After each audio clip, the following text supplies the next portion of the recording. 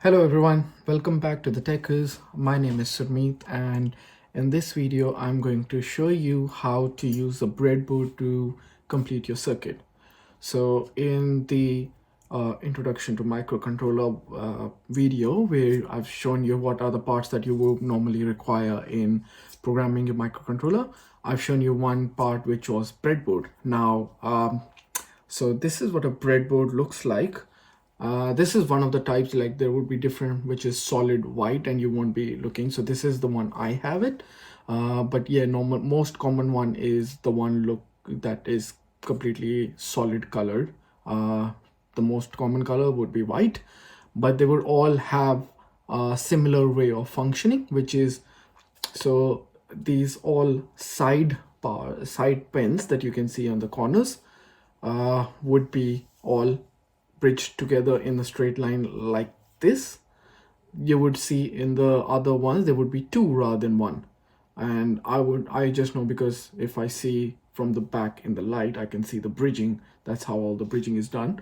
But in the most common ones they are two together, and then there's a little bit gap, and there are a group of pins. Now this one is all bridged together in vertical fashion this way, and these ones are bridged like this.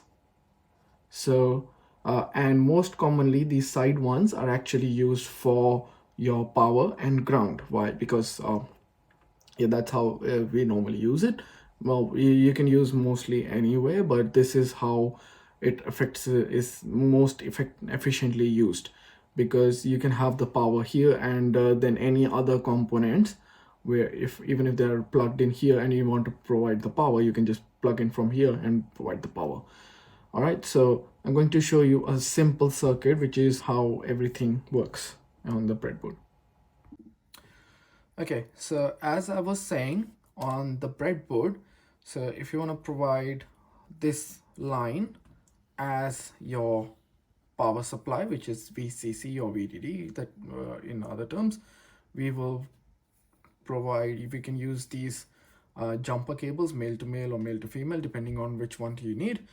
But yeah, so you can plug it in the first one, which can be like either plugged into your VCC or your ground, and similarly the other one would be here. So for example, if your this one is VCC, your this one can be ground. But if you have two pins together, you can have like both next to each other. And since I said all these are bridged together, like this one would be bridged together, and then this one would be bridged together. There's a gap in between. They all are not connected together. Yeah, there's a gap in between. So in example, if you have to make a series circuit, you are connecting resistor. I'm going to show you with the resistor with a simple series and parallel connection. So you can see I have connected one leg of the resistor over here. I'm going to use this cable to actually clearly show you. So this is one line, and the other end is in this line.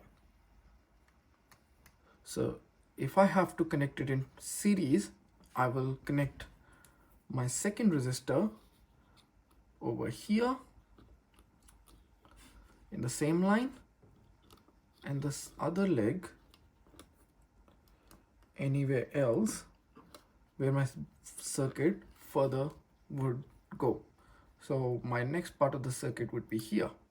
Okay, and if I have to make them in parallel, same thing, I would keep both the starting point of the leg and the ending point of the leg in the same line.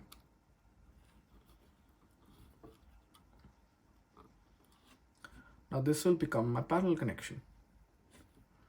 Yeah, on the video it might look a little bit off, but yeah, so these are both, the starting and ending are in the same line. So that will become my parallel connection. And if you have any other connection, like there's a device that needs to connect, for example, that's coming through the jumper cable, we will imagine, and you connect it over here, and then I'm going to take, this is just a sample, so it doesn't matter, and the other end of the circuit. So this would, so after this yeah, this would be input to a parallel circuit of the resistors, and this would be the output of the parallel resistor circuit. So yeah, that's how you use a breadboard. All right, thanks. We'll see you next time.